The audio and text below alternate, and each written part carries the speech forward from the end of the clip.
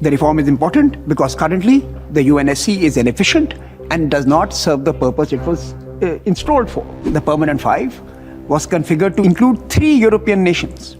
I repeat, 3 European nations. Guess what? Even 3 of them could not keep peace in the continent. It is undemocratic and non-representative. How can we accept a structure that shuts out Africa, Latin America, and democratic Asia, including the world's largest nation and democracy? I think the current structure of the UNSC is perverse and immoral. It is a perpetuation, for many of us from the global south, of the colonization project. The burden of the war was borne by the colonies, while the privileges of peace benefited the colonizers and their allies. Distinguished ambassadors, think tankers Samir Saran, Matthias Spector, and Gustavo Carvalho, colleagues, ladies and gentlemen, good morning.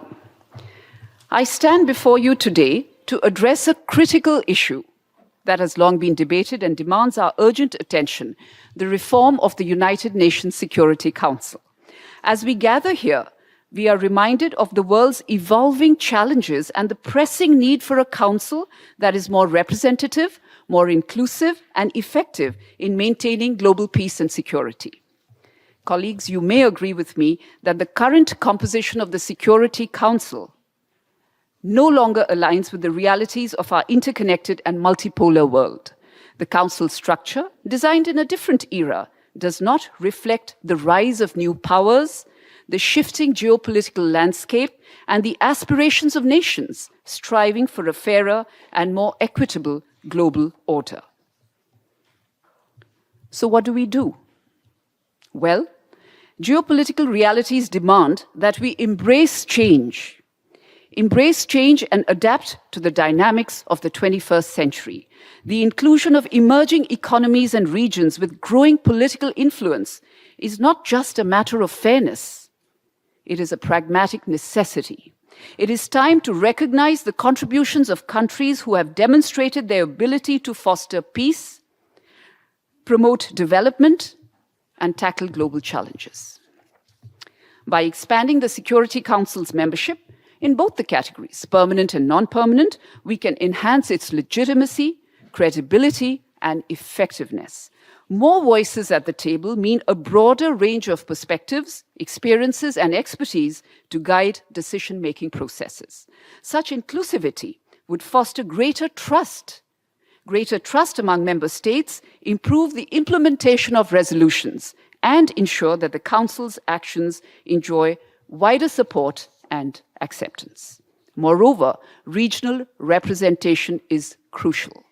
The Security Council should reflect the diversity of our world and provide equal opportunities for all regions to participate in shaping global peace and security.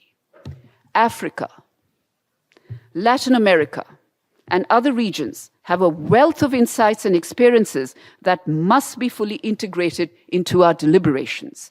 Their engagement would contribute to a more comprehensive understanding of the complex challenges that we face, allowing us to craft more effective solutions.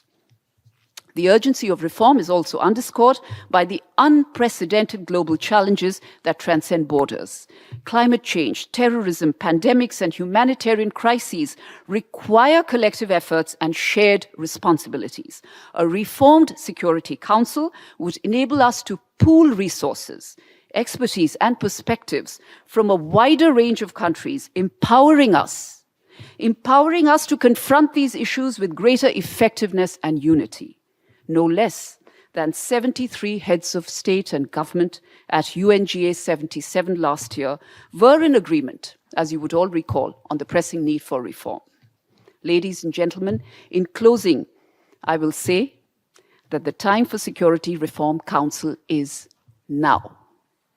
Let us seize this opportunity to revitalize and strengthen the United Nations by making it more inclusive, more representative, more responsive to the needs and aspirations of all member states. Together, let us build a council that truly embodies the principles of fairness, equity, and multilateralism upon which the United Nations was founded. The world needs a reformed multilateralism that reflects today's realities, gives voices to all stakeholders, addresses contemporary challenges, and focuses on human welfare. With that, I will now hand over the podium to our colleague from Brazil, Ambassador João, and then to the think tankers, Samir and Matthias and Gustavo, whose ideas, we hope, will bring fresh blood and new thinking to the table. Thank you. João, over to you. Good morning, everyone. Thank you very much, Ambassador Roshida. It's a pleasure to be here and be part of this event. I will depart a little bit from my notes because Ambassador Roshida made them redundant. So just a few words about this event. Today is not a day that diplomats will be talking. It's not our day. It's a day that we prepared to listen from people from the academia who have a fresh, a different, or perhaps a more comprehensive view about the reform of the Security Council. In the case of Dr. Matthias Spector here, he has contributed a lot to the debate about foreign policy in Brazil, has helped not only diplomats and people from the academia to understand foreign policy, but also the public in general, not to scratch below the surface of this topic. So it's an honor to have him here. As among us with academia, not always there is agreement among us, but that's perhaps one overvalued part of the communication. Agreement is a byproduct. It's a byproduct of engagement, of being together, of negotiating in good faith, of trying to understand. When we cross this road of negotiation, then agreement is just natural. With these words, I would like to give the floor to our representatives from the academia. Thank you very much. Thank you very much, João. And before I give the floor to Samir and Gustavo and Matthias, just one quick word that this event today was born out of a discussion when the L69, a cross-regional grouping that all of you are very familiar with, met and felt that we should hear diverse voices at the UN on Security Council reform. So we are just representing some of the countries from the Global South. This is not the full Global South. This is only some among us. And I do recall that we also had an outreach with the C10, a group that we often interact with. And we had also invited them to bring voices to the table. So you see some of this here today. It is not meant to be the entire voice of the Global South, because clearly the entire Global South is not represented here, but some from amongst us. Now, Samir, without further ado, the floor is yours. Thank you. Thank you, Ambassador Kamboj. So I have been asked to moderate this discussion, invite two wonderful speakers to speak on this subject, and also provide some framing remarks. So before I provide my framing remarks, let me just tell you that I come from a land that loves the UN. So for us, the essentiality of UN is critical, it's visible, and its role in the future is absolutely vital. In fact, folks who come from the UN to our country are treated like rock stars, Bollywood stars. The Secretary General was received with such warmth and fanfare wherever he went. Thousands and thousands of Indians were wanting to somehow get close to him. The President of the General Assembly, in his recent visit, was again treated with great warmth. So we are a people who truly believe in this institution. And therefore, this discussion is dear to me personally, but to most of us in the land I come from. And we truly see discussions and debates and differences as being essential ingredients to strengthening an institution and making it fit for purpose in the century ahead. And by the way, if some of what I say today does not gel with you, don't worry, it does not gel with my government either. They don't listen to me, kindly ignore me as well. But somewhere down the line today, I'm going to use this gavel. I find it quite fascinating. I've never used one before, and I just might. But don't take that seriously as well. Now let me try and frame the debate we are wanting to instigate today. And as Ambassador Kamboj and the organizers have tried to do today, I assure you, ma'am, that we will invest in making this a sustainable process where we bring in a series of voices and viewpoints from across the world to this very important venue. We hear those perspectives, and we are all enriched by some of those very compelling arguments and presentations. But having said that, we can all agree today that this has been a very long decade, and it's just begun. The fabric of internationalism has been ripped in the last 3 years, and the ability to forge consensus on many vital questions that can enrich peace and strengthen security is at its lowest in nearly a century. There is a clear need to reform and reshape key institutions of global governance, and certainly the UN Security Council in particular needs an urgent overhaul. Yet we are all aware that the UN process and the UN Security Council reform process is going nowhere. And I'm not sure getting academia into this debate is a good idea, because academia loves long-winded projects that never end. But we hope that the curious mix of practitioners and thinkers can produce some breakthrough solutions that can take this debate forward. And in fact, only once in nearly 8 decades of UN's existence has there been some semblance of a reform when the non-permanent seats were increased from 6 to 10. Since then, all efforts have largely been exercised in hollow statement making, tragically, with no timelines, and of course, devoid of any content. And perhaps there is a time for this debate, and I want to, therefore, laud the idea of bringing in new voices and opening it up to the larger public, to the research community, and to academia to discuss and debate this issue. Decades of inaction have also resulted in preventing reforms becoming itself an ideal and an objective. We have seen obstructive tactics, we have seen number of clubs and groups emerge, we have seen ways of stalling and delaying and preventing progress, and that itself has now become an end goal and perhaps even a key responsibility area of diplomats posted to this hallowed institution. And that must change. I think we now need to talk about progress in real terms. What should be the new format? And there can be many ideas. What Matthias says or what I feel may not be the solution. The solution may lie in very different viewpoints and voices. But we must hear them. And we must try and all agree that status quo is not an answer. We are facing a crisis of credibility as a global institution. And the lack of progress of this reform, of the reform of the UNSC, is going to create complete disenchantment.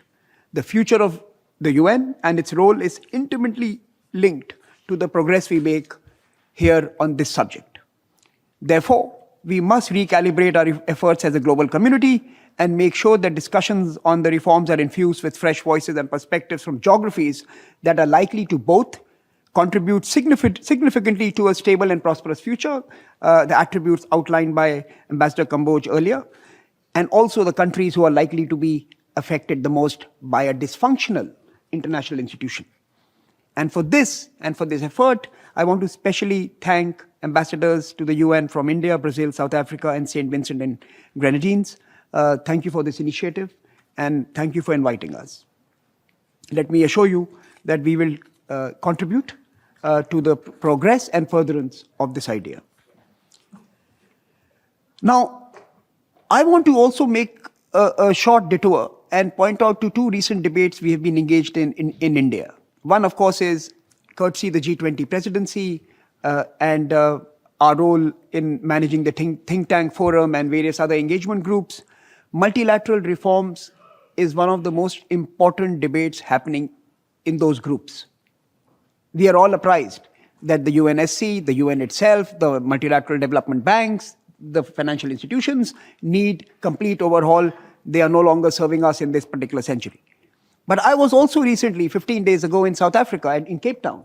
And under the presidency of South Africa of the BRICS, we also saw a eagerness and, in fact, anticipation of institutions accommodating the aspirations of that continent that is rising dramatically and rapidly. So we see that different groupings are also beginning to understand and agitate this very important issue. And this is why is this important? Why do I mention G20 and why do I mention BRICS? Because we live in a deeply heterogeneous world. Some people also call it a multipolar world. It is untenable that a group of victors of a war from another century should be in charge of managing the world of today. The war is history, and so is the influence and capabilities of some of the members in the room. And it is time to strengthen the A-team and bring in voices who can serve all of us better. But beyond this particular aspect, I have three reasons why we should be thinking about reforms. First, I think the current structure of the UNSC is perverse and immoral. It is a perpetuation, for many of us from the global south, of the colonization project. The burden of the war was borne by the colonies, while the privileges of peace benefited the colonizers and their allies. And that is something that today is being questioned by many. And it is increasingly going to become an important aspect of future debates as the world gets impatient with lack of progress. Second, the reform is important because currently the UNSC is inefficient and does not serve the purpose it was installed for. In the past decades, we have seen how the will of the Committee of Nations has been negated by one or more of the permanent members.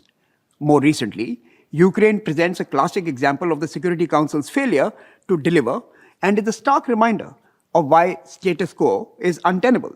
The voting patterns, the abstentions on the Ukraine matter clearly point to the need to bring in others who can contribute to the global efforts around peace and stability. And finally, it is undemocratic and non-representative. How can we accept a structure that shuts out Africa, Latin America, and democratic Asia, including the world's largest nation and democracy? The Permanent Five was configured to include 3 European nations. I repeat, 3 European nations. Guess what? Even 3 of them could not keep peace in the continent. Clearly here, 3 is a crowd. We need to really reconfigure how we have structured the P5. But this may not be the only viewpoint that is valid.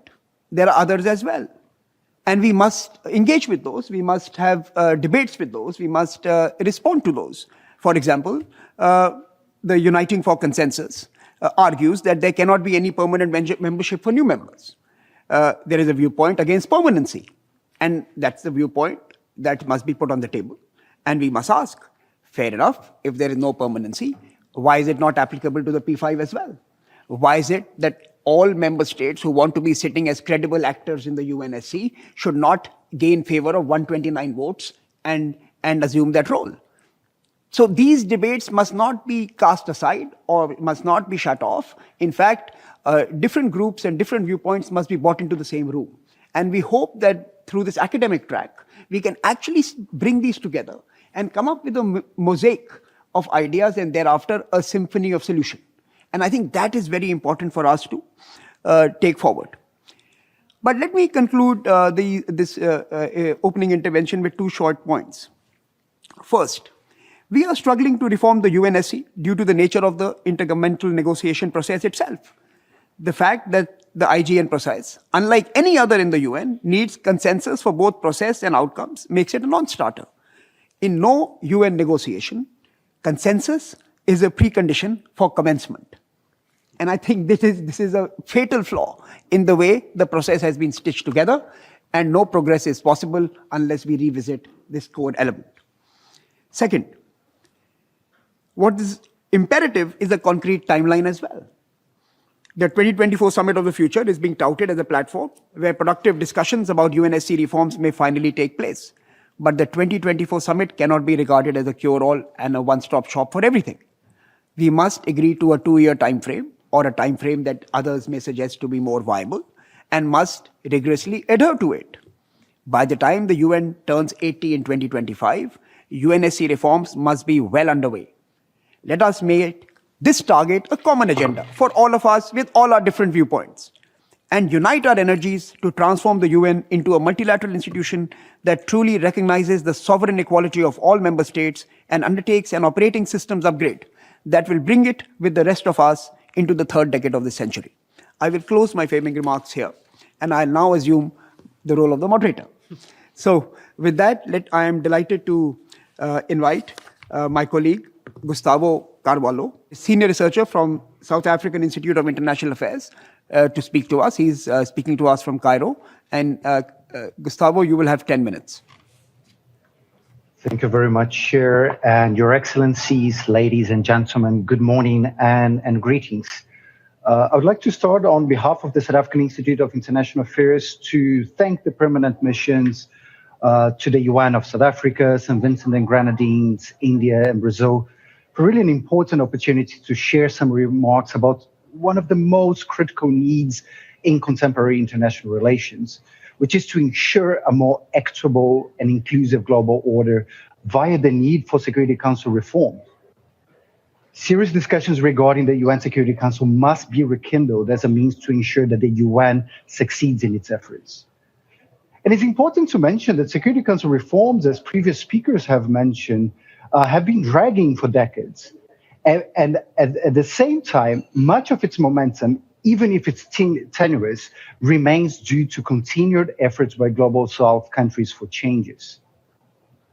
Currently in South Africa, we're in the middle of preparing for the BRICS Summit this year, and we keep hearing that the Global South is trying to challenge the global order. And I would dispute that. In reality, the global order has already changed.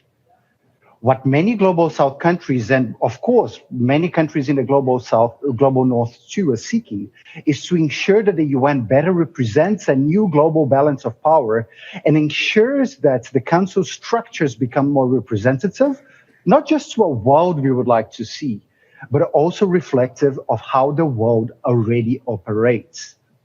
And many examples already justify such a claim. Unlike in 1945, now the UN, with its 193 members, has its majority composition of Global South countries.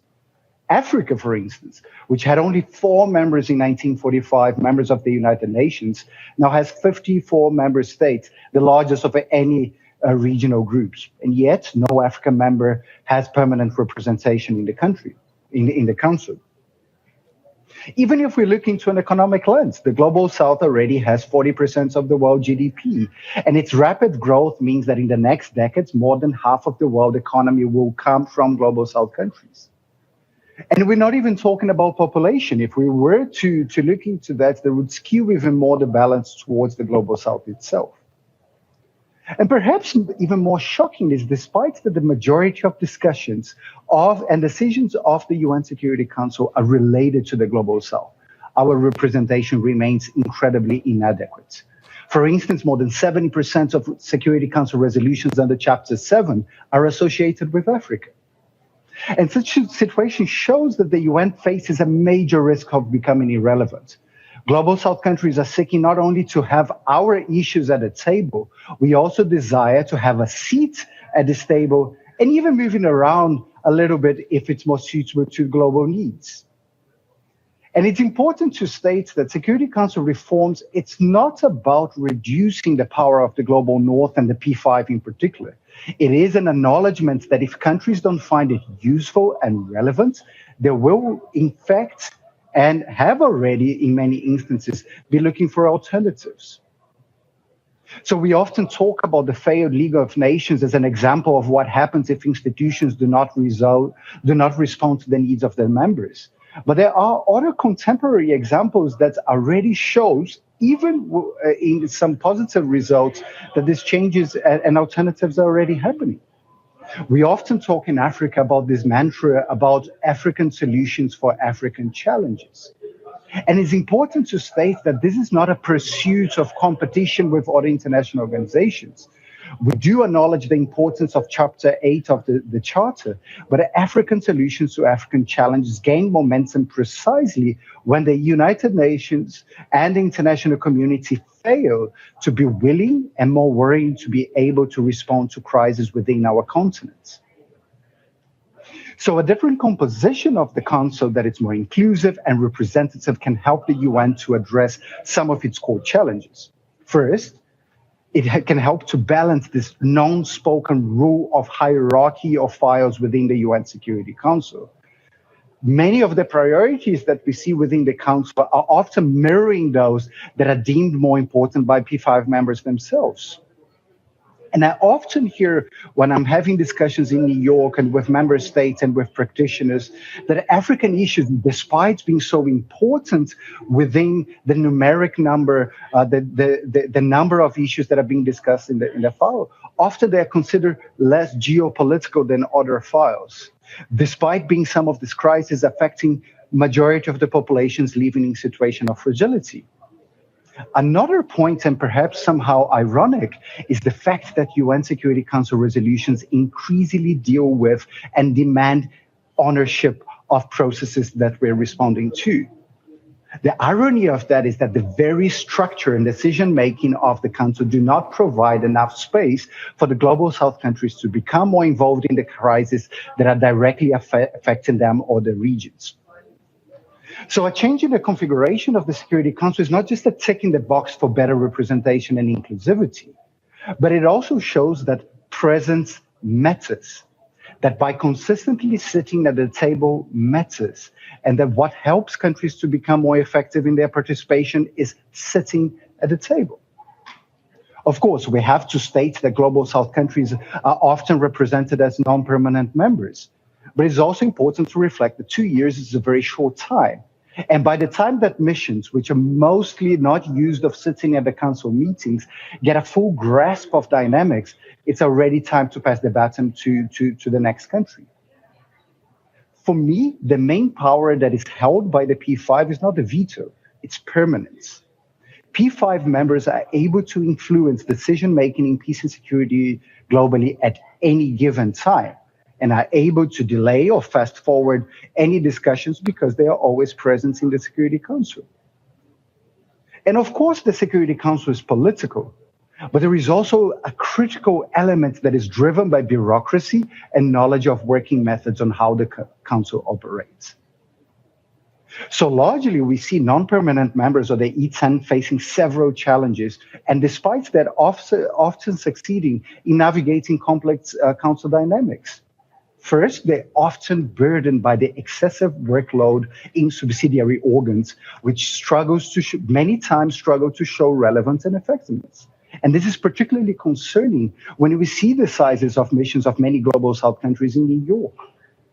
Another concern is that Global South countries are often excluded from drafting the language of resolutions due to a very outdated penholdership system that privileges some of the P5 members. And there was a sentence that I heard a few years back when I conducted an interview in New York that said that subsidiary organs and some thematic discussions keep E10 members busy while the P5 are busy making decisions. And I think it is something important for us to think on the impact of not reforming the UN Security Council. And certainly the momentum for reform will not be organic. It needs to be created. But in doing that, much of our discussions tend to put the cart ahead of the horse. We focus too much on who should be the representatives of a potential reform council, rather than addressing the critical question of how such reforms would be conducted. And as a final section of my presentation, I believe there is much work that can also be done while the serious discussions of reforming the council structures don't take fruition. First, systematization of preparation of E10 members when they're joining the Security Council, particularly those of the Global South.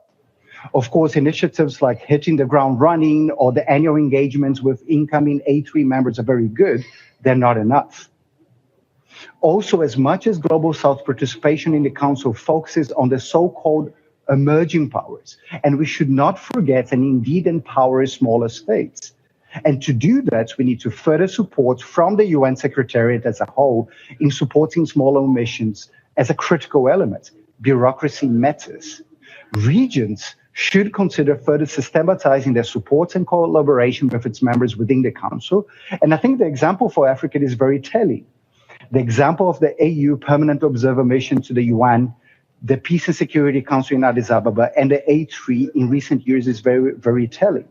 We've seen an increased profile of African member states, often enabling them to break divides and showcase collective positions more effectively. And of course, common positions are not always possible, but when they are, they're really powerful. And how do we achieve that? The first thing is that the P5 needs to be on board. Otherwise, they risk being alone in an institution with policy and legal powers, but with even less teeth than what we have now. And for the Global South, it's very important that we continue pushing and finding creative ways to reform the Council, but also make it the existing structure more effective too. So to conclude, I wanted to use a very common South African expression that it may seem impossible, but it can be done. And echoing the Indian permanent representative to the UN, the time is now. Thank you very much.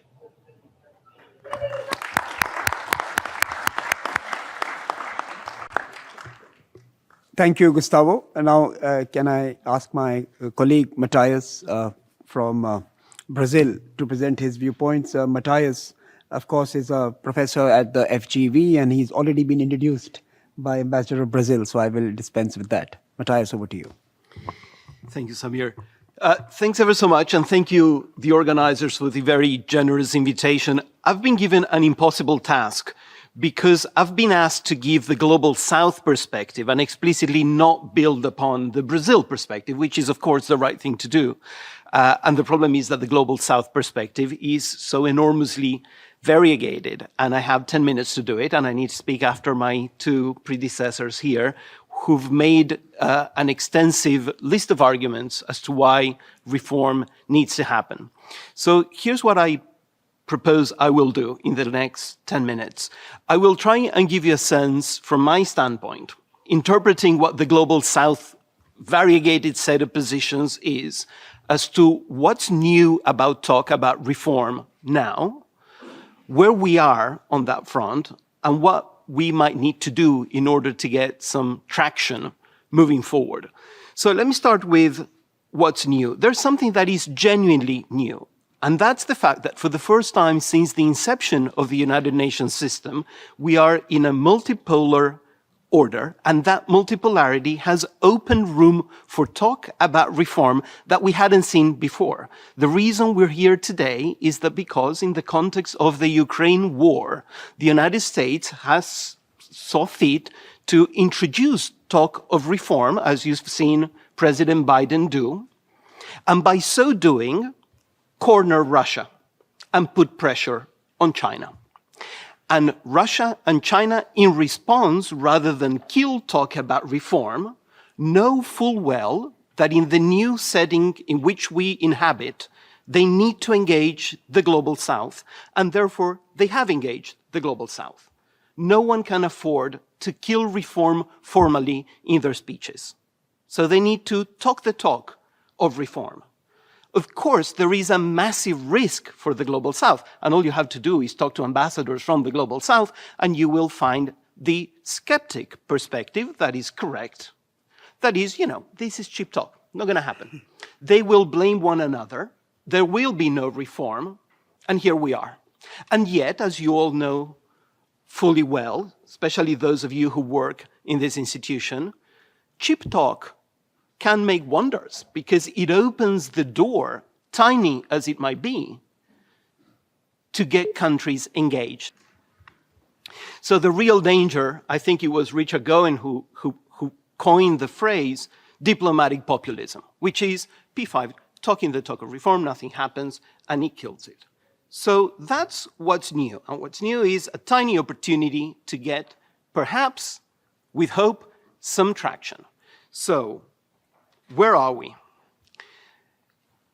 My sense is that we are at a junction in which the emphasis is now on, will the Global South get its own act together?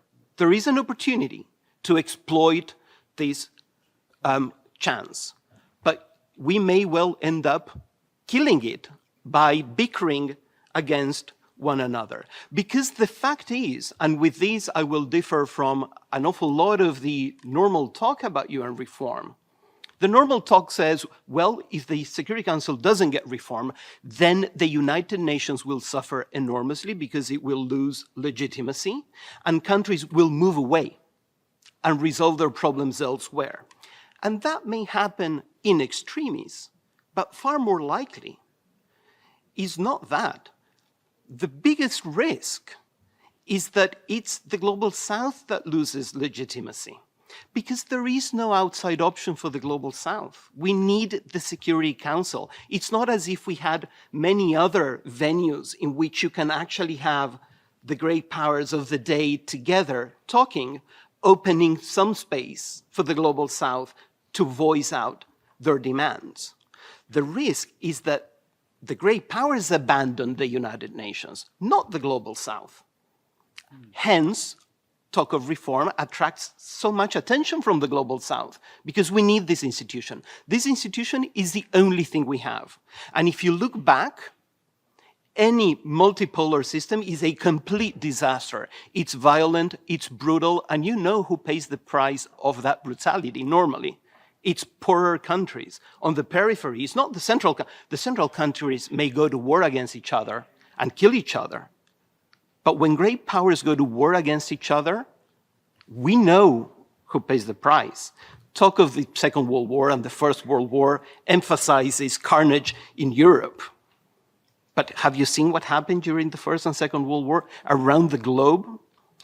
So either we get our act together and work together to do a reform that is plausible and that one can sell to all the various parties, or it's our chance to be lost, right? Because we do not have an outside option, whereas the great powers of the day do normally have outside options. So that said, where do we go from now? Talk of reform is throwing Global South divisions into sharp relief. And I think there are three big items in terms of divisions. One of them is to do with Africa and Africa's own internal dynamics. And it's to do with whether and how Egypt can play a role. It's to do with whether and how China can get the Africans to block any text-based negotiations over reform. So there's that set of debates there. The other set of debates is between the G4 and Uniting for Consensus. Very well-established positions, we know them well, they're not changing, and they're unlikely to change unless there is conviction that this is an opportunity for all to get some reform done instead of getting none, given that now there is an opening, and that opening may well disappear moving forward. And then the third one is to do with those countries that are proposing reform, and our countries, my country is certainly part of that, the G4, and its potential divisions moving forward within the groupings, potential divisions going forward within the G4, within Uniting for Consensus. Because if talk of reform progresses, if there is movement, if the US delegation manages to put this on the agenda big time, moving forward with an eye on 2024, then all these traditional positions that we know from heart, they will shift. Because partnerships around reform will shift fast. And I think that is a good thing. Because we've been hearing the traditional positions on reform for years and years. We know them so well. And now there's genuinely something new. Will it work? Probably not. The biggest odds are that this is not going to go anywhere. But is that what we want? As the Global South, the risk again, as I was trying to suggest, is not that we tire of the UN system and we go elsewhere. The real risk is that great powers in heightened competition, at a difficult time in history, at a time when war between great powers, for the first time in our generation, is once again a possibility, is that they move away from us, and then the loss will be ours. Thank you. Thank you, Matthias, for your... I think you heard two fascinating presentations. One on why South needs to be represented. And the second, Matthias very clearly brings out why this is the right moment. And in fact, it's a critical moment. Seizing it is important. And I particularly like that idea that some of these rigid positions of various groups who are engaging with the subject of reforms may also change based on what this moment offers. And I think that's something that we should try and seize as thinkers, as academics, as researchers, and perhaps also try and influence the diplomats who, I must agree, these days are quite populist, to engage on these matters in manners which are more nuanced and nimble. Let me invite two of our organizers to speak to us now as the initial interventions from all of you, and then I will request you to join this debate. Do raise your hand, and I'm told that the control room will turn on the mic based on the hand that you've raised, and I'll try and point them to you. We will collect, when you get a chance to ask the question, do introduce yourself briefly. And we'll collect 3 or 4 questions in one round. We will turn back to this table for responses to them, and then proceed to another round. And I hope we can have many of you participate over the next 35 minutes or so. But first, let me turn to the Ambassador King, PR of Saint Vincent and Grenadines, to speak to us. So, first of all, allow me to thank you for your very interesting presentations. I had a bit of a preamble, but I'm going to go, based on what I've heard you say, straight into some of the questions that I've heard. So instead of simply restating some of the facts that we all know in the room. Now, you have touched on the very vexing issue that reform process is a stalled one. Our colleague from India said that in, very eloquently. And you see that the cross-pollination of ideas beyond the confines of the walls of the General Assembly to be an important idea to perhaps move the process along. So allow me to get into the weeds a bit, because we still did some broad stroking. And so if I may, you touched on the fact that there are 2 primary models of expansion that have been proposed within the context of the IGN on Security Council reform. Those being expansion in both categories and expansion in only the non-permanent category, with the introduction of the longer term or non-permanent seats. However, I would like to invite you to dig a little deeper, recognizing that these are completely different models. Do you see scope to merge any of the elements to arrive at a compromise model that would garner the widest possible political acceptance? My second question, and it's based on what our colleague, the Brazilian academic has said, the Global South, you are saying that we need to act and to come together, but it's not a monolithic group. It is a very large group, very significant in number. So what are some of the key compromises that you believe must be made for the IGN to begin making real progress on the issue of Security Council reform? And I mean also in process and in actual content and proposals.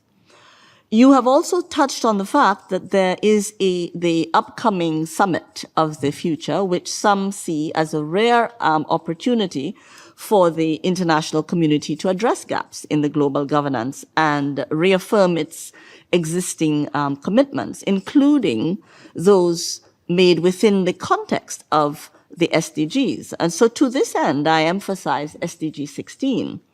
which speaks to peace, justice, and strong institutions, and ultimately underscores the intersection between the 2030 Agenda and sustainable peace.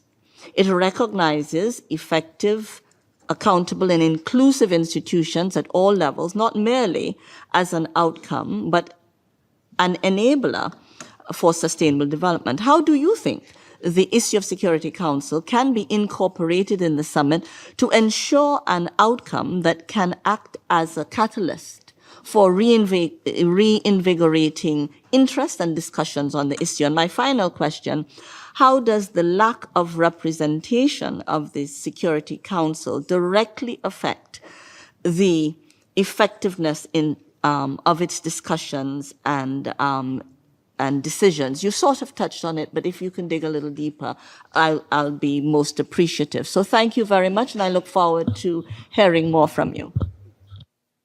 May I now request the Ambassador of South Africa to the UN to speak to us?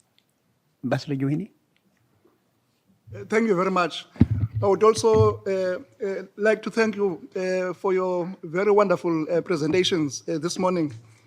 I wanted just to pick up on what the moderator had indicated in his opening remarks about the fact that the current setup is immoral and perverse.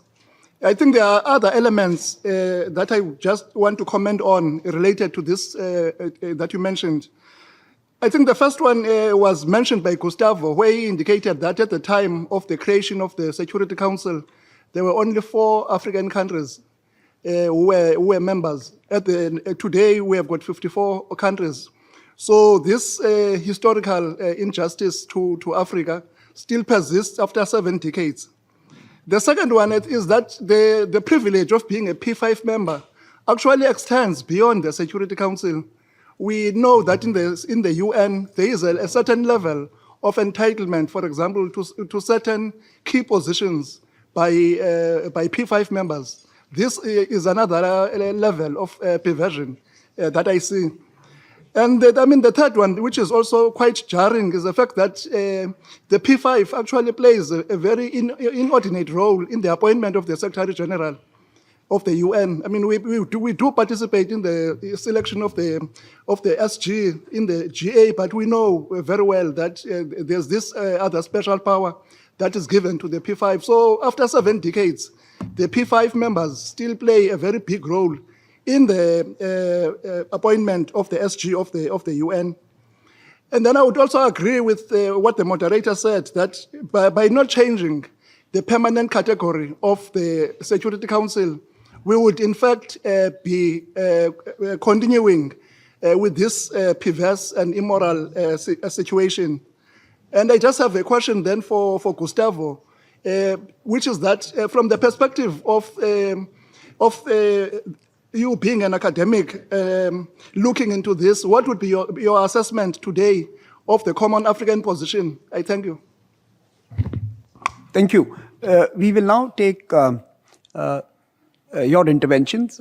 Like I had mentioned, I would request you to raise your hands when I call out the mic number so that the mic can be turned on. Please introduce yourself and then please make your statement or direct your questions in 2 minutes. We want to try and bring everyone who's expressed interest here on this list into this conversation. Let me first turn to the CD of Mexico as the first intervention. Thank you very much. Thank you. I'm the representative of Mexico. I'll make these remarks on behalf of Argentina, Colombia, Costa Rica, Pakistan, and of course my own country, Mexico. We welcome very much the convening of this roundtable as an informal, interactive setting to continue the discussion of Security Council reform. And we recognize the initiative of Brazil, India, South Africa, and Saint Vincent and the Grenadines.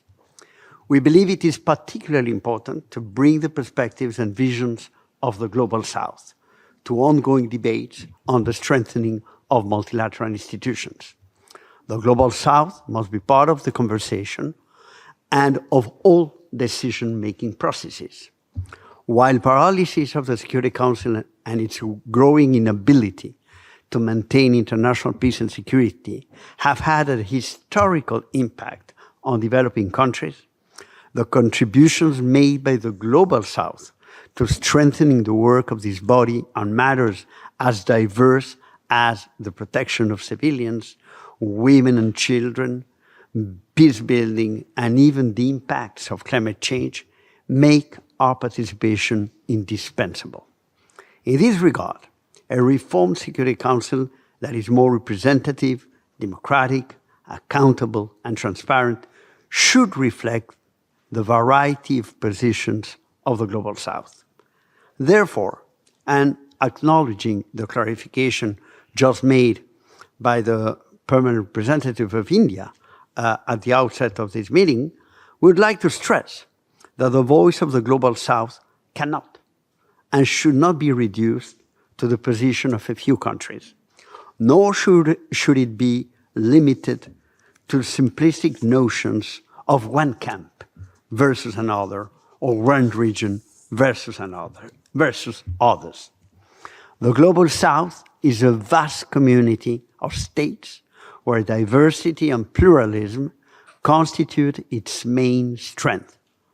Ultimately, the very notion of the Global South emerged precisely from the need to disassociate itself from the hegemonic powers and the interests of the so-called Global North.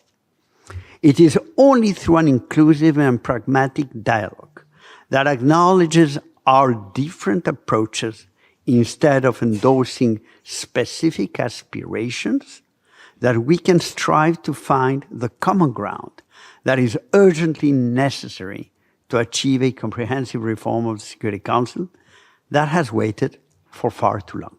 Thank you. Thank you, Ambassador. And I must confess that I had a private conversation with your foreign minister when he was in India in January. And we both want to have a South Summit in Mexico that discusses the future of global governance. We don't want these binary assessments, and we understand the complex landscape that constitutes the South. So thank you for your intervention. Can I now invite the PR of Kuwait? Good morning. Thank you very much. My name is Tariq Al-Banai. I'm the PR of Kuwait, and I speak on behalf of His Excellency, the PR of Austria, in our capacity as IGN co-chairs for this session. First, I would like to thank the organizers of this event. As co-chairs, we value greatly the external input that we can bring to the discussions of the Security Council reform. As co-chairs, we were guided by the urge to instill new life in the IGN process and also bring new ideas to the table. This is why the permanent missions of Austria and Kuwait organized a think tank event on the 2nd of May, 2023, entitled Thinking Outside the Horseshoe. We see this event as a continuation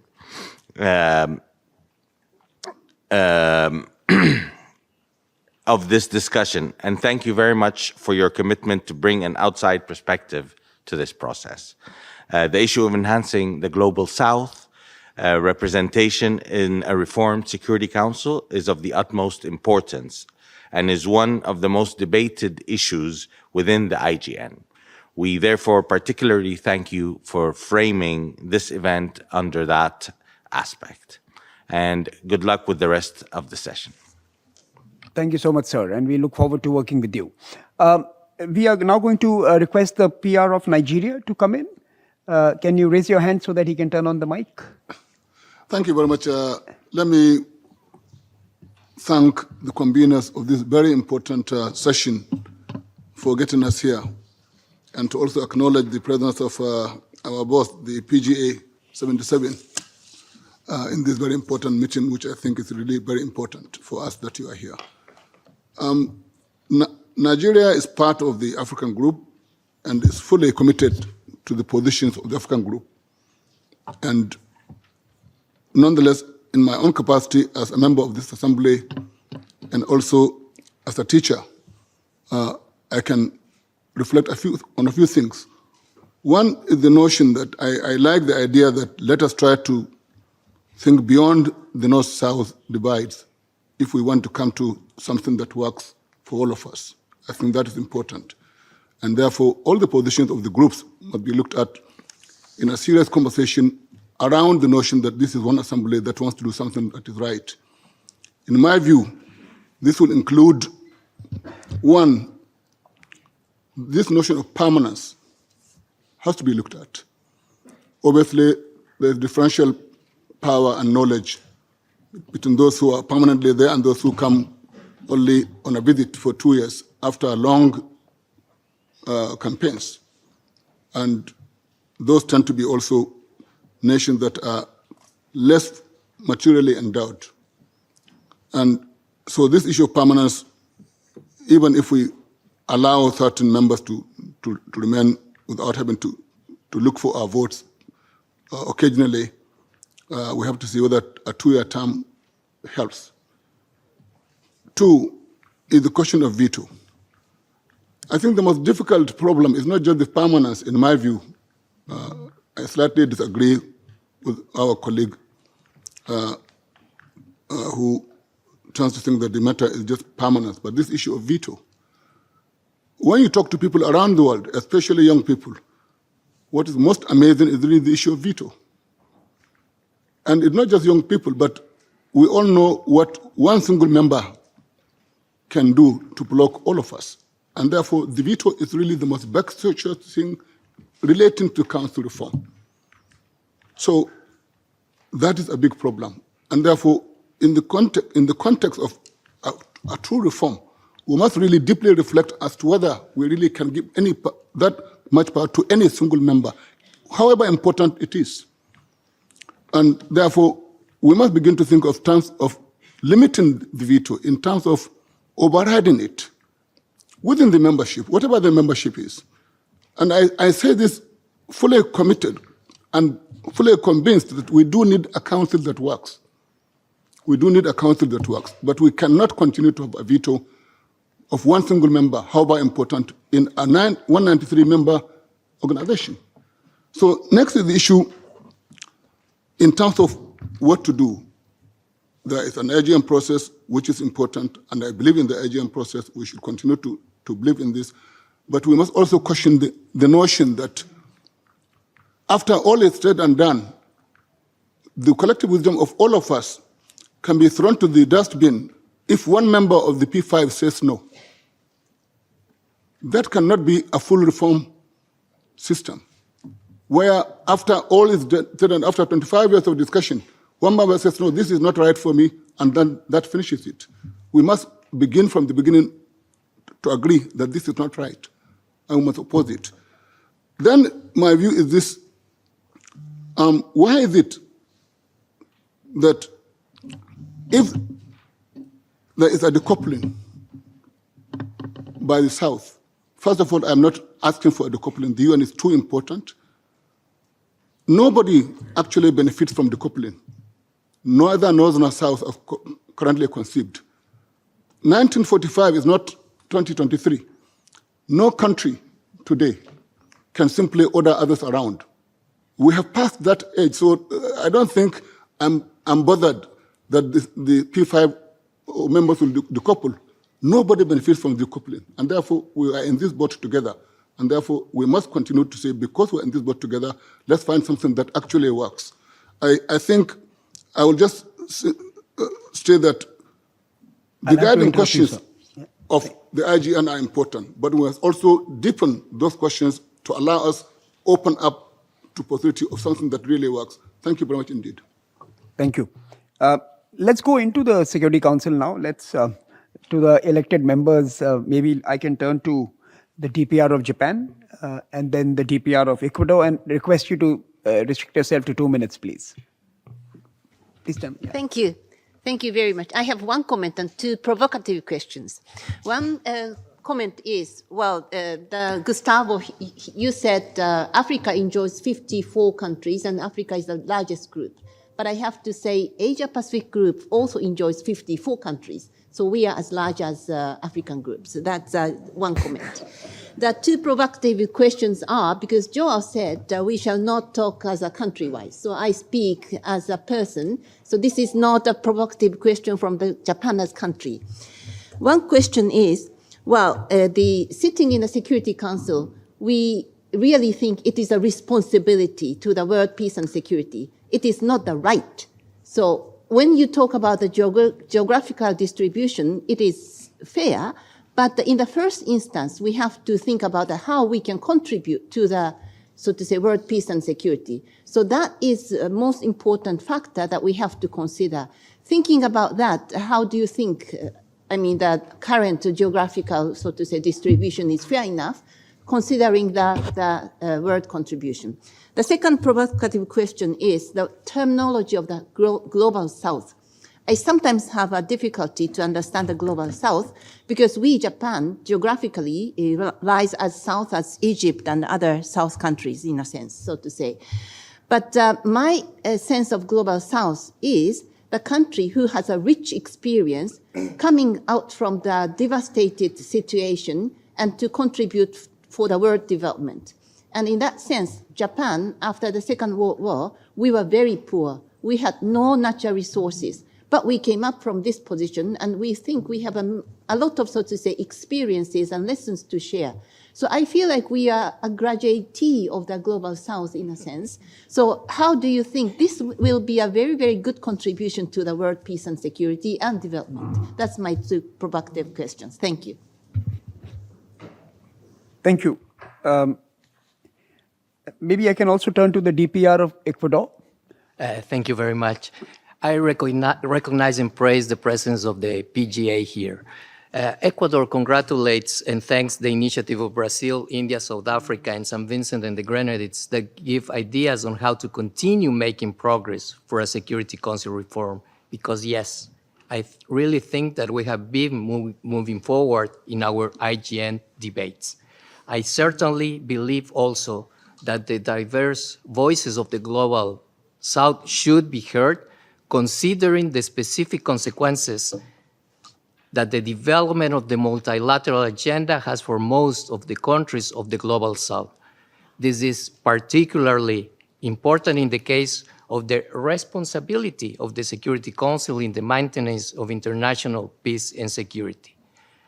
And that is why my country, which is part of the GRULAC, the Group of 77, and the non-aligned movement, has been defending an inclusive, democratic, and realistic reform of the Security Council.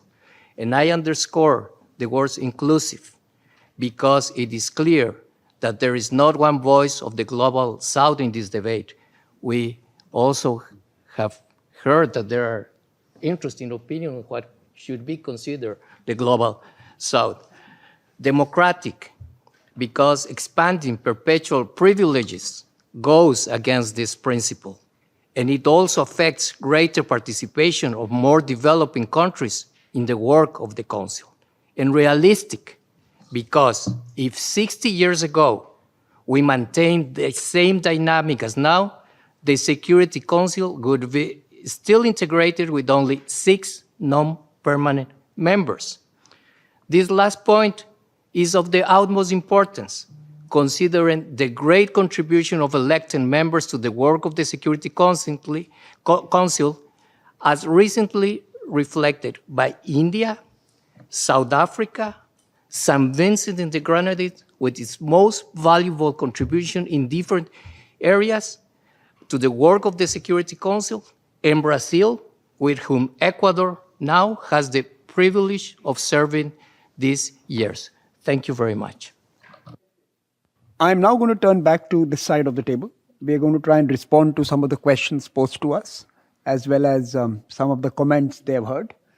Let me turn the order around. Let me first turn to Matthias. Matthias, why don't you try and respond to some of the questions? I particularly think there was one directed at you, and also the question on the 2 different models, and can we have a third one that emerges from these differences? Great. Thanks so much, everyone, for the comments and the provocations. Let me begin by referring to the representative of Nigeria's excellent point. The risk here is that we end up with a minimum set of reforms that may not even be called reforms, that are to do with managing the veto, without touching on the crucial issue of membership, irrespective of how you think about membership. and how to proceed with membership reform, if we miss the opportunity to bring that to the table and we restrict ourselves to curtailing the use of the veto, that I think is a miss. The second point, I think it was the representative of Saint Vincent and Grenadines who brought it up, is it's not for me to say what the process is. I have no idea. You're the diplomats. I'm an academic. But what I can do, what I can say, is that irrespective of how much one invests in the IGN, the fact is that that alone will not do. And the reason it will not do on its own, although it is what we have now, so it's what one needs to work with, irrespective of how one thinks about reform in the wider sense, that will not do. And the reason it will not do is because in the current international setting, any reform, in order to happen, will need to have purchase from the major powers of the day. So in the end, it's getting their purchase that will get us to unlock any kind of reform. So looking from the outside, as I am, IGN, of course, it needs to be there, but you need something else. And that something else seems to me, there's an opportunity for that, simply because the major powers are recalibrating their positions on the subject matter in ways that we haven't seen them recalibrate these interests in over 50 years. I mean, the last reform was the mid-60s, right? 1965. This implies that the reform that we come up with will be the minimum common denominator between the major powers of the day. But that's fine. That's not a big problem. Let me say something about the issue of effectiveness. One of the questions was, how will a reform council deal with effectiveness? The problem with the debate about effectiveness is that it's a red herring, because it's not as if the council is particularly effective now. So it's not, you expand it and then it will collapse. I mean, check out what we have now, right? The other point, I think it's important, the representative from Mexico made this point in expressing the position of Uniting for Consensus. He said, we need to have an inclusive and pragmatic dialogue. And that's exactly right. The representative is correct. There will be no reform if Uniting for Consensus and the G4 manage to come up with a vision. The question is, can they do that given the opportunity that is now tiny on the table, or are we going to miss this opportunity again and then come back to have these debates in a long distant future? And finally, as for the representative of Japan, great question about what does Global South mean. There are libraries written by academics about, debating what the Global South means. And I think I'm being fair in saying that the one common denominator is a joint experience of coloniality. These are countries that feel, rightly or not rightly, that they've had a colonial past of some kind, and that this has cast a shadow, and it's a shadow to do with the hierarchy of the international system. And that demands now for voice and participation are to do with redressing a historical wrong. Now, you may well develop the argument that Japan fits in some of that. And, there's a big question, is Turkey part of the Global South? It's not geographically in the South. The Global South is not a geographic concept. It's a deeply political one. And what's so important about the opportunity for reform now is that there are so many countries around the world who feel that they've been at the receiving end of a deeply unequal system that needs redressing. And one way of facilitating redress is to have a council that can better deal with diversity and can not only produce stable order militarily, but it can produce some modicum of justice. Can I request Gustavo to join in? Gustavo, your responses? Thank you so much for all of the comments and ideas. And I wanted to reflect on a few of the comments that were made. And I think starting with the colleague from the Permanent Mission of South Africa on the common African position on the UN reform, and there's a winning consensus and the strategy declaration. I think there are important steps towards identifying how African countries think about reform, but it's also important to state that they're almost 20 years old as well. And I think we keep at times referring to a consensus that was developed within a very specific period around Security Council reform discussions that occurred in 2005 and 2006. And it is important for us to revisit whether the modalities and whether the approaches that the African continents are taking are still relevant today. I understand that this is an issue that is often discussed within the African Union summits and so on, but it would be important, and especially to look forward in terms of whether we're going to have some discussions around Security Council reform in the coming years, to ask ourselves the questions amongst the 54 member states, African member states in the UN, the 55 members of the African Union. Is this position still common? I frequently talking to policymakers and decision makers in Addis and in other parts of the continent, that question still raised, because I think there is a challenge of thinking of the idea of that particular consensus itself being aesthetic and creating challenges for how Africa itself is able to position and to do that. There are a few things, however, that I think would be important for the African continent in terms of moving forward. One of them is discussions, and we are in the middle of reforms of the African Union, of changing structures, but there's still a couple of organs that we need to think more carefully in terms of the division of labor between decisions made by the summit, decisions made by the Permanent Representative Council, the PRC in Addis, and many of the other decision-making bodies that often create confusion around who is taking what decisions. I think a lot of the debate within the continent has been somehow clinging to the idea of who would be those two potential members and the idea of veto and so on. But I think we also do need to think about other possibilities in terms of ensuring that the African representation remains important. And I think there is a lot of experiences that we've gained in the last 10 years, and especially with the strengthening of the A3 that could really contribute to a much stronger position that builds upon that. I think we need to throw away the Zawini consensus or the Surte declaration, but they certainly would benefit from much update. I wanted to reflect, and finally, about the issue of, and I think was mentioned somehow by Matthias, was mentioned by the colleague from the Japan mission, about what happens in terms of those that contribute. And I think, of course, we can have the discussion and the debate about the numbers of the regional groupings. And I think I didn't present that in terms of a competition, whether it's 54, 53 members and so on, but rather in terms of the importance that it plays and the reduced voice that we often get in terms of a disproportionately high amount of time that the UN spends talking about Africa, and a very limited voice that we sometimes see for our own member states. We are already, and Matthias said that, well, the risk is that the major global powers would start shifting away.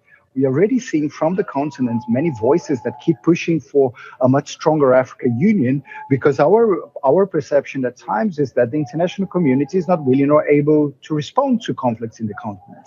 And of course, we have the examples of Rwanda, we have the examples of Somalia, but we had dozens of responses from the African Union since its creation in 2002, whether it's in Burundi, whether it's in Somalia, whether it's in Mali, whether it's in the Lake Chad Basin, whether it's in relation to Boko Haram.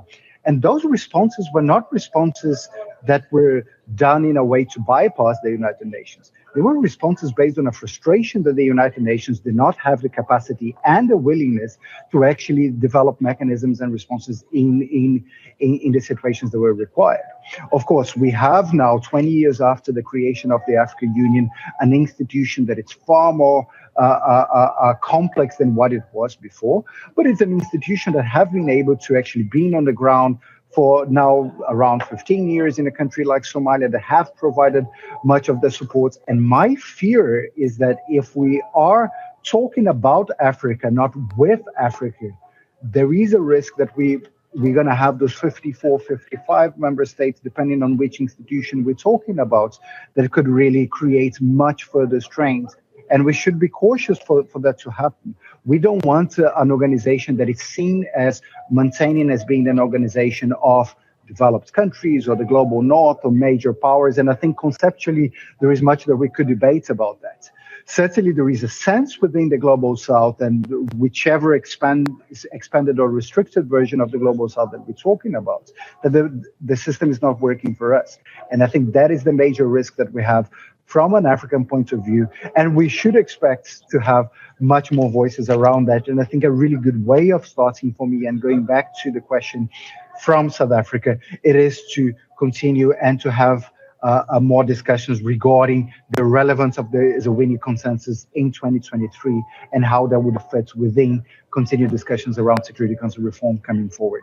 Thank you very much. Thank you, Gustavo. And sorry, we could only hear you, could not see you due to the connection. But we have 10 minutes left. I'm now going to turn to folks from the civil society. I can see Ravi there, but others from civil society and think tanks who would like to speak. I want to bring 3 or 4 voices in this next stage. So I can see a hand there. Ravi, we'll start with you. Can you? And then we see the lady there, and we'll come to you as well, Ravi. So let's start with you, Ravi. Can you give the mic to Ravi? Thank you very much, Samir. It's great to see you in New York. You do a great job at ORF. Only in the United Nations does the green light not work. It's the red light that makes things work. So, which speaks to our topic today. Excellencies, I speak in my capacity as chair of the National Advisory Council on South Asian Affairs, which I've had the privilege and honor to chair since 2007. And I want to thank the countries and ambassadors of Brazil, India, South Africa, and Saint Vincent and Grenadines for hosting this. My points are very simply 4. 1, the IGN, and I've known its chairs and co-chairs from the day it got started, it must not be a ship that is not allowed to land ashore and remain endlessly on the high seas. In fact, Security Council reforms are needed to end wars, and today's present circumstance is an example. The United Nations Charter in 1945 had 51 signatories when Poland joined in October. That was about 10% of that body became the P5. And those P5 were the winning great powers after World War II, and their job was really twofold. A, to not have another war. And second, they gave the power of amendment to the Charter. So the Charter is not rock solid. It actually is a living, breathing thing. It allows for change. And I would add that in 1945, 10% of the membership was the P5. Today, we have 193 members, states, not 51. We've already changed one P5 seat about 50 years ago when we switched the PRC for the ROC. That binding precedent and that correct precedent is the reason why the Security Council reforms must take place and why China must support this fully. Ravi, you'll have to keep it short because we have quite a few. So we have 193 countries now. When Palestine joins, it'll be 194. The Security Council cannot stay static. It's got to reform itself to the new realities, so it can stop war. There was a lady there who had raised her hand. Yeah, can we have the mic there, please? Thank you. I would like to speak in my native language. I'm from Colombia.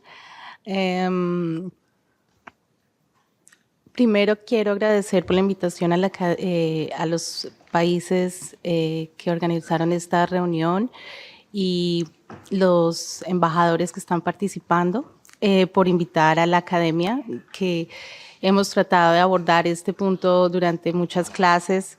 Yo he avanzado con algunos papeles, pero me gustaría expresar que el poder que el P5 presenta en frente del resto de los países de cierta forma va en contradicción contra el balance de power, el balance of powers of the countries.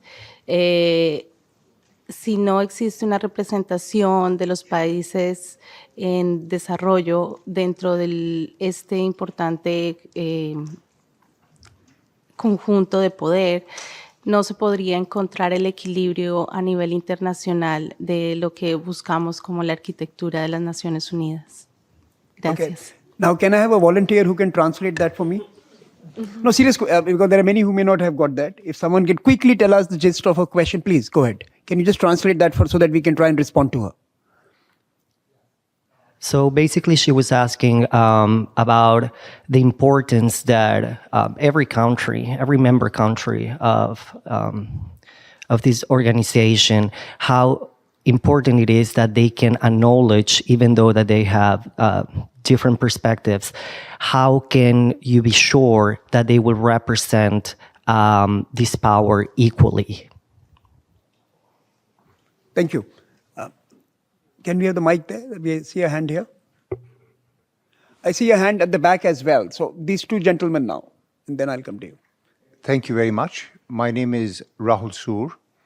I'm the former Chief of Peacekeeping Evaluation in the Office of Internal Oversight Services, and currently working with an international network on some aspects of international security which are not adequately addressed by the United Nations. My question is, on Thursday, April 18th, 1946 in Geneva, Viscount Robert Cecil, one of the original architects of the League of Nations, said, "The League is dead. Long live the United Nations." Given the deadlock over the Security Council reform, and especially its veto, and the general recognition that it has failed in its primary responsibility of maintaining international peace and security, how long do you think it will be before our future Secretary General has to say, "The United Nations is dead, long live the future organization"? Number two, has any study been done about the role which has been played by the United Nations Secretariat in supporting the reform? Has it helped or has it hindered? Thank you. Thank you. I had a hand at the back of the room. I had a. Are you still? Yeah. Thank you so much, distinguished moderators, for the possibility to speak out. Sergio Macroach from Republic of Belarus, political advisor. Just make a short statement regarding what we've seen and heard today. Was a very fruitful one. We do support the need to adapt the Council to changed realities. And we welcome the efforts of the member states aimed at a broad dialogue on the elaboration of ways of reform. We have consistently advocated that all proposals on the Security Council reform should be considered in close cooperation. We're convinced that mutual agreement is possible only through comprehensive coverage of the key areas of reform. And today we can see that is indeed the truth. In discussing today the parameters for the modification of the Security Council, as well as its working methods, we believe that priority should be given to a balanced composition of the Council. Once again, we would like to reiterate that we do support an increased presence of developing countries of Africa, Asia, Latin America, or regional coalition like Global South or others. It's been questioned today, even if such do exist. Such an approach would undoubtedly be aimed at realizing the principle of equitable regional presentation. In turn, we would like to also remind about the Eurasia. I would welcome the expansion of the composition of the main international body for the maintenance of peace and international security, with an additional seat for the Eastern European regional group. And this connection, it is important to work out an appropriate criteria of voting procedures on this issue, as well as position of the veto wielding permanent members of the Security Council. It's been mentioned today, that's trying to be put it aside, but it's inseparable part to our understanding. According to the GA decision 6255-7, the 5 Security Council reform clusters are closely interlinked and should be considered holistically. We reject any piecemeal or separate approach on that issue. We call for all matters of reform to remain exclusively subject to consultations within the framework of international negotiations. The only legitimate instruments for that kind of a procedure. But that kind of meetings that we have today is just of invaluable pressure for that very process, of course. The movement toward reform must consider the demand. I'll have to interrupt you. We have got the gist of your statement, but I must move to the next presenter. Thank you. Look, so we have 4 final interventions before I request both Matthias and Gustavo to take 2 minutes each for their final words, and I will try and complete mine in 30 seconds. So that's how we are going to plan this. Let me turn to Yoshita first. Yoshita Singh with Press Trust of India. We've seen the impact of the Ukraine conflict on the global south, the food and the fuel insecurity. So in that context, are the stakes really high, the urgency really unprecedented for the global south to ensure reform of the UN Security Council so that their own interests in food, fuel, financial security, energy security are protected going forward? Thank you. Can I turn to the final track 2 speaker? Hi, my name is Ricardo Octon. Thank you for this enriching discussion about this topic. My question is a continuation of the previous question about the Ukraine war. Specifically, what are the stakes for the Global South in ensuring a reform Security Council in terms of ensuring food, fertilizer, financial, and energy security, and if that has increased substantially because of this conflict? Thank you. Can I request the PR of Libya? Thank you very much for the opportunity, and thanks for our dear colleagues for arranging this very useful interaction. Libya is a member of C10 representing the Africa Group. We know their position. Also, unfortunately, Libya being on the agenda of the Security Council, I think we are one of the witnesses of the challenges of how the Security Council works today. But taking this opportunity in an academic point of view, let's try to go away from politics. Let me share with you, just like a while ago, I had a chat with a number of youth discussing the UN, how the business is going, how the systems are running. And I was struck of a normal question, is questioning the system and how we preach for democracy. So saying that, how come the General Assembly is not able to have any oversight over the Security Council?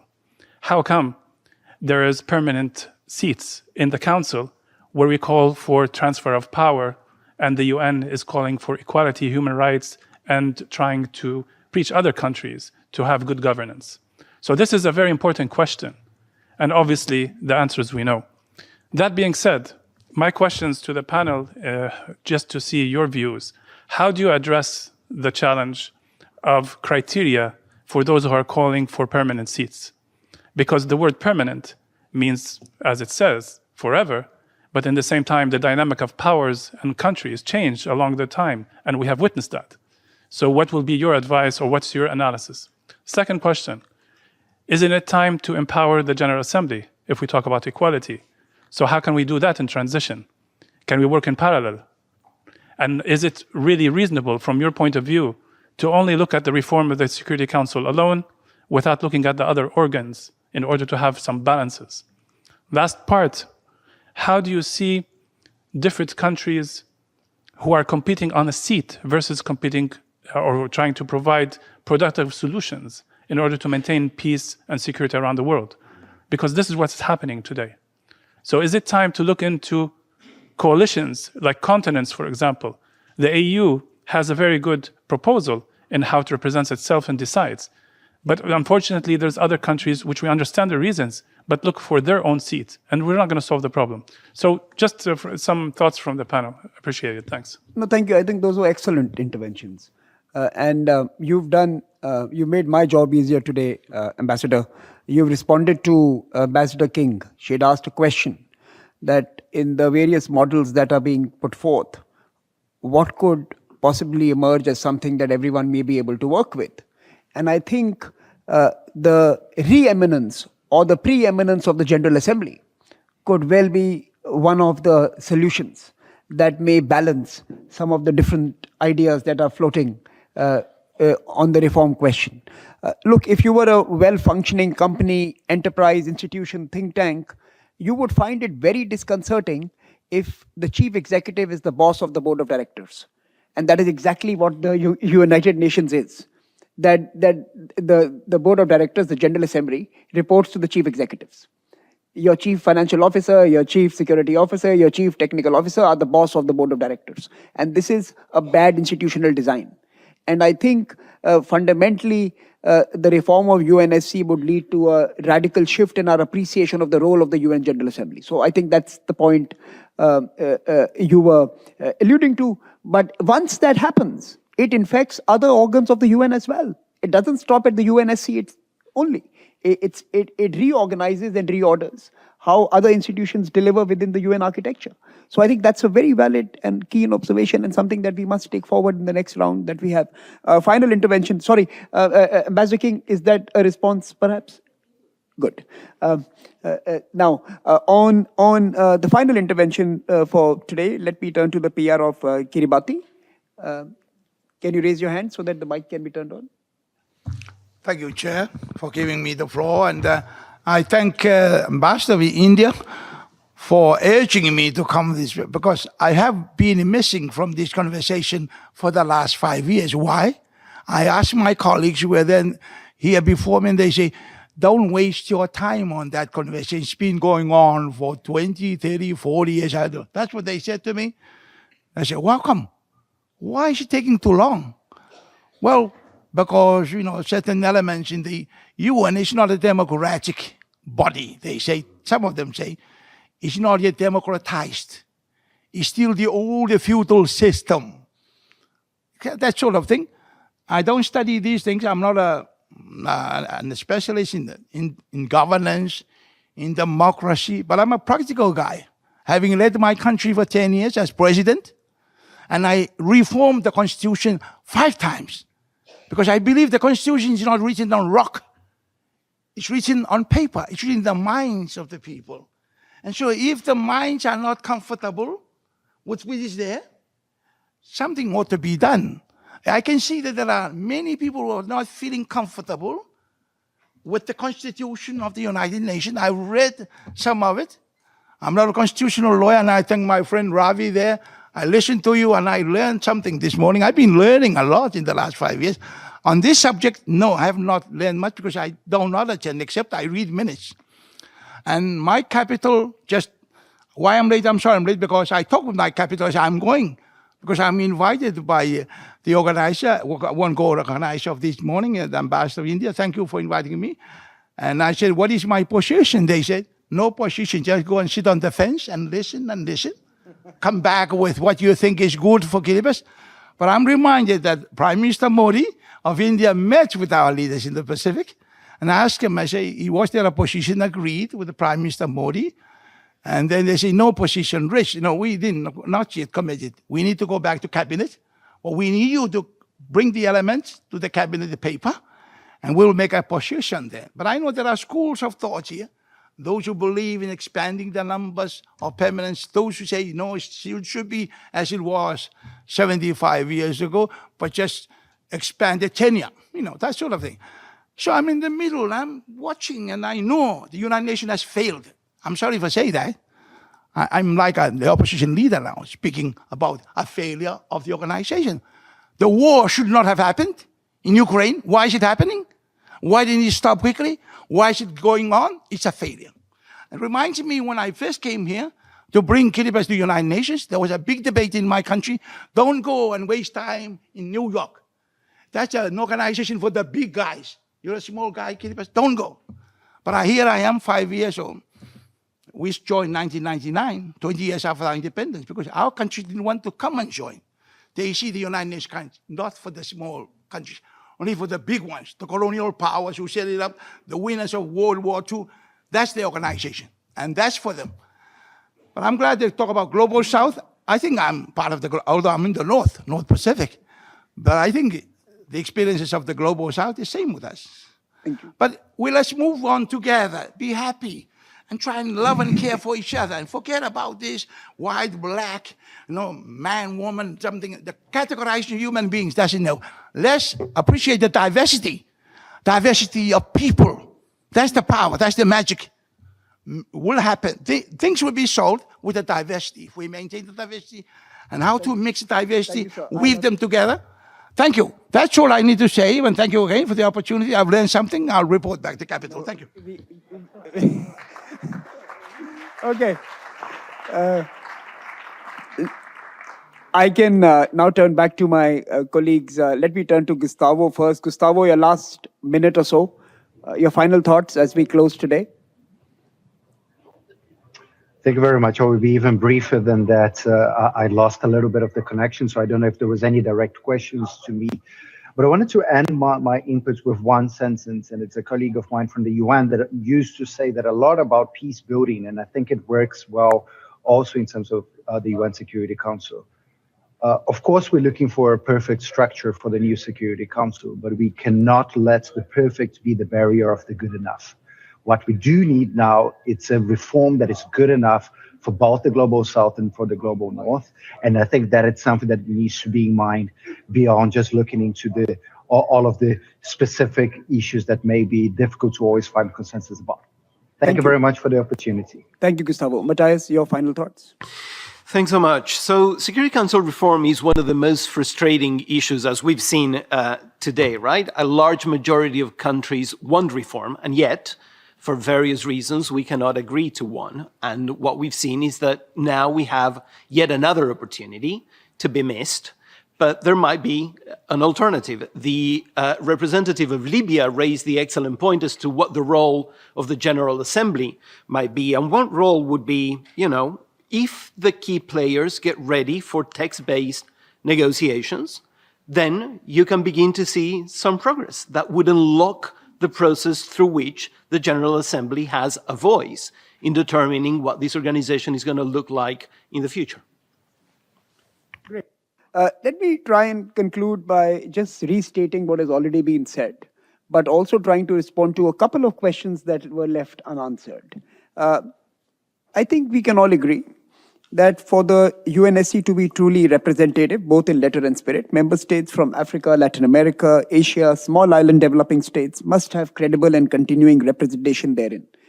There is an importance of the politics of presence. In fact, participation and being a member itself is a deliverable. Everything else is whataboutery. The idea that you will lose out on efficiency or capabilities or competence or ability to deliver is a dilatory tactic. Inclusion is the deliverable. And I think that must be treated as one of the key deliverables. The second point was on the SDGs and security. I think that was again a very important question that was posed. Well, I think that's a great idea. Why don't we make Security Council reforms part of the agenda of achieving our sustainable development goals? I think Pillar 16 will be served well if a UNSC that delivers peace and therefore aids in development, and that is will serve well, and that is an ideal that we all must try and chase. So I think linking peace and security to SDG is a very vital and important aspect of understanding the reason why we need to act on this now and urgently. And therefore, perhaps the development goals should include a reference to a new UNSC that serves the purpose of development. And finally, I think we heard a lot on the Global South. For me, there are two definitions of the Global South. Generally, countries with better food, better weather, better people, Global South. But also, because of all of this, they were the countries who were plundered, ravaged, colonized, and more recently kept out of decision-making. And both of this is true. And I think no one has a monopoly over the definition, but there must be a framework where we allow, encourage, create frameworks to include these very dynamic new agents of change, agents of prosperity, agents of security, to be part of the governance framework that will deliver all of these to all of us. Every global South country may have aspirations. And therefore, I think there are 2 or 3 criteria that must be debated and discussed in forums such as these and academic forums. One clearly is on competence and capability. Someone mentioned responsibility and rights. And I think responsibility is the right term. Assuming this role has responsibilities, do you have the capabilities, competence, wherewithal, and the capacity to fulfill those capabilities, right? That is clearly one criteria. It need not be, again, set in stone or carved out by certain minimalist attempts by a group of academics or practitioners. It could be a wider debate that all of us engage in. Various groups and and the General Assembly is a great place to do this. But more than just that, I think it is also important that we begin to recognize that not only do we need these new actors because they bring a degree of morality, ethic, and inclusion, we need to recognize that without them in the room, we are not going to be able to respond to the challenges of today. We have seen that you can't respond to climate without certain actors. You cannot respond to Ukraine without talking to many other actors. You cannot meet the challenges of food, fuel, and fertilizers without putting in a whole new basket of actors. If the world of the future needs to be efficient and needs to serve humanity, we need humanity in the room. And I think the Global South is the label that we use to capture the importance of bringing humanity into this most important venue. It is time, as the Secretary General said, to take the UN to the people. Then the people must also decide the constitution of the UN bodies and the apex UN body called the UNSC. So thank you very much for joining, for your views, for your interventions from different parts of the world. We will have a group photograph right here. So please join us. And I'm sorry I could not use this today. But thank you once again. Now I can do that. Thank you.